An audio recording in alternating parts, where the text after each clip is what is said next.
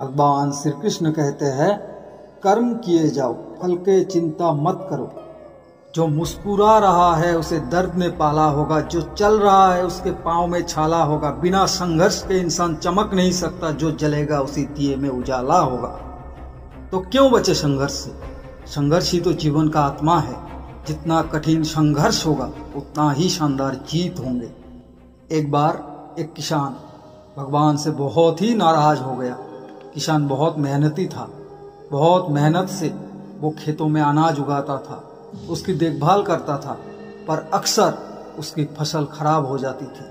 कभी सूखा पड़ जाता, कभी बाढ़ आ जाती, कभी तेज धूप, कभी आंधी, कोई ना कोई कारण बन ही जाता कि उसकी फसल खराब हो जाती। एक दिन वो किसान गुस्से में आसमान की ओर देखकर भगवान से कहते हैं, हे ईश्वर, आपको लोग सर्वज्ञाता मानते हैं कि आप सब जानते हैं। कहते हैं कि आपके इच्छा के बिना एक पत्ता भी नहीं हिलता, पर मुझे तो लगता है कि आप छोटी सी छोटी बात भी नहीं जानते। आपको ये भी पता नहीं कि खेतीबाड़ी कितना कष्ट होते हैं। अगर आप जानते तो हर समय ये जो बाढ़, आंधी, ये जो तूफान आते हैं वो कभी नहीं आते। आप नहीं जानते कि कितना नुकसान उठाना पड़ता है हम किसानों को। यदि आप मेरे हाथ में ये शक्ति दे दे कि मैं जैसा चाहूँ वैसा मौसम कर दूँ, फिर आप देखना मैं अन्यों के भंडार लगा दूंगा।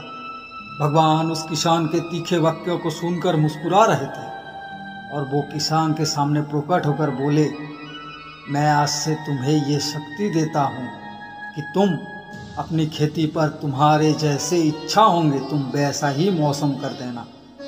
मैं बिल्कुल भी दखल नहीं दूंगा, तुम्हारे इच्छा से सब कुछ होंगे। तो किसान बहुत खुश हो गया। किसान ने गेहूं की फसल की अपने खेत में। जब उसे लगा कि खेत को धूप देना चाहिए तब उसने धूप दिए, जब उसको लगा कि जल देना चाहिए तब उसने वर्षा कर दिए। आंधी, तूफान, बाढ़ कुछ भी नहीं उसने आने दिया अपने खेत पे। किसान के खेत में उस वर्ष ऐसे फसल हुई जैसे कभी नहीं हुआ था। हरी भरी लहलहाती फसल।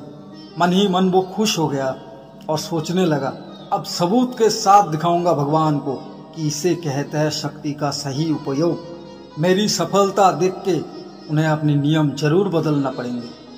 कुछ दिन गुजरे, फसल कटने को तैयार हो गए।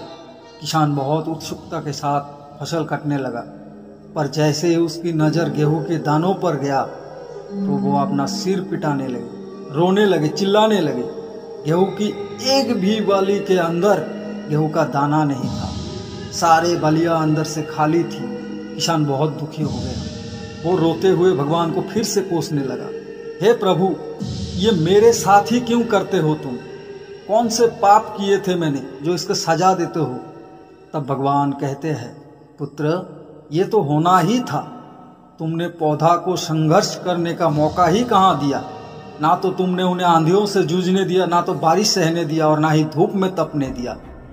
एक भी चुनौती का सामना नहीं करने दिया तुम उन्हें। इसीलिए सारे पौधे अंदर से खोखले हो गए। जब आंधी, तूफान, तेज बारिश और धूप पड़ती है तब ये पौधा अपने अस्तित्व को बचाने के लिए संघर्ष करते हैं, और इसी संघर्ष से एक बल पैदा होता है जिसमें शक्ति होता है, जिससे ऊर्जा होता है, और यही ऊर्जा गेहूं के दानों के रूप में प्रकाश पाते हैं। परंतु तुम उन्हें कठिन परिस्थितियों से गुजरने ही नहीं दिया जहां उनके अस्तित्व का जन्म होता है।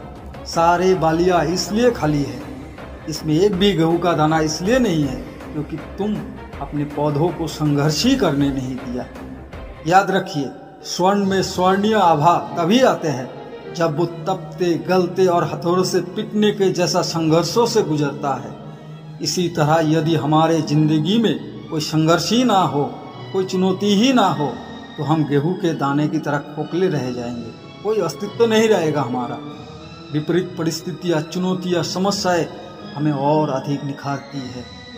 यदि जीवन में कठिन परिस्थितियां और चुनौतियां आए तो घबराना मत, बल्कि सामना करना, विश्वास करना। अपने आप और अधिक निखर जाएंगे और अधिक मजबूत बनेंगे। कहते हैं, जिंदगी जीना आसान नहीं होता, बिना संघर्ष के कोई महान नहीं होता। जब तक ना पड़े हथौड़ी के चोट तब तक पत्थर भी भगवान नहीं होता।